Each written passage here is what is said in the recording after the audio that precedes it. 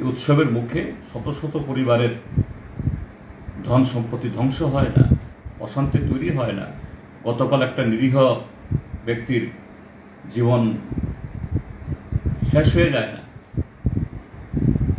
যাই হোক, আমি তারপরও বলবো এই মুহূর্তে এটা দোষারোপ করার সময় না। এই মুহূর্তে পরিস্থিতিকে নিয়ন্ত্রণে নিয়ে এসে শান্তি কায়েম করে কিভাবে এই উৎসব এবং আমার জীবনযাত্রা আবার সুন্দরভাবে চলতে পারে ব্যবস্থা করার আমি মুখ্যমন্ত্রী অনুরোধ করব।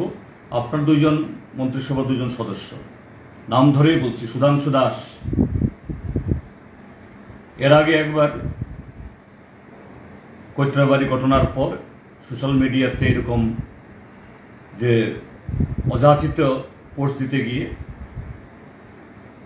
সারা ত্রিপুরার মানুষের কাছে বর্ষিত হওয়ার পরও এই ভদ্রলোকের বিন্দুমাত্র শিক্ষা নেই। এখন এই যে উত্তেজনার পর মুহূর্তে সরাসরি কদম তোলা কথা না বললেও তিনি গোটা ত্রিপুরা রাজ্যের মধ্যেই একটা সম্প্রদায়ের মধ্যে উত্তেজনা ছড়ানোর জন্য সেরকমভাবে ফেসবুক পোস্ট দিচ্ছেন। আর একজন মন্ত্রী টিঙ্কু রায় একই কায়দায় তিনিও সুধাংশু দাসের সাথে এই পথে কে কার চেয়ে বেশি জনগণকে উস্কে দিতে পারে এই প্রতিযোগিতায় নেমেছেন। আমি খুব হাত জোর করে করজোর করে বলতে চাই মাননীয় মুখ্যমন্ত্রীর কাছে, তাদের দলের সভাপতির কাছেও, আপনাদের এই সদস্যদের মুখ বন্ধ করান একটু। আপনারা সরকার চালাচ্ছেন, কাজেই আপনাদেরকে ধৈর্য শিখাতে হবে। আপনাদেরকে শান্তি আনার জন্য সামনে গিয়ে দাঁড়াতে হবে, না দাঁড়িয়ে উল্টো আপনারাই সেই শান্তি ভগ্ন করার এই হাতিয়ার হিসেবে পরিণত হবেন না, জনগণ মাফ করবে না।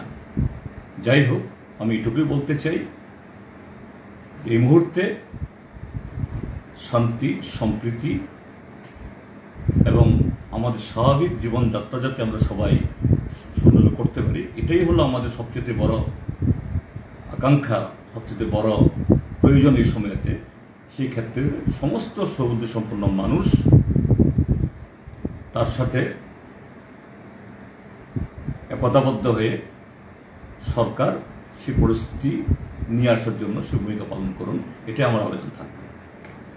কোনো জায়গায় আপনাদের উপর অপোজিশনের দিকে আঙ্গুল দেখাতে চাইছে, এটা নিয়ে কি বলবেন? এটাই তো বলছি, তাদের যে অপদার্থতা, ব্যর্থতা, এটাকে ঢাকার জন্যই এই সমস্ত ঘটনার যে পুনরাবৃত্তি করছে, আর এরাই বিরোধীদের দিকে আঙুল তুলছে। এটাই তো দুর্ভাগ্যজনক ঘটনা। কাজেই এ থেকে যাতে আমরা মুক্ত হতে পারি, সমস্ত সুবুদ্ধি সম্পন্ন মানুষ সোচ্চার হন, নতুবা ত্রিপুরাজ্য ছারখার হয়ে যাবে। আজকে সেই পথেই তারা ঠেলে দিচ্ছে, এটা না হোক, আমরা এটা চাই না।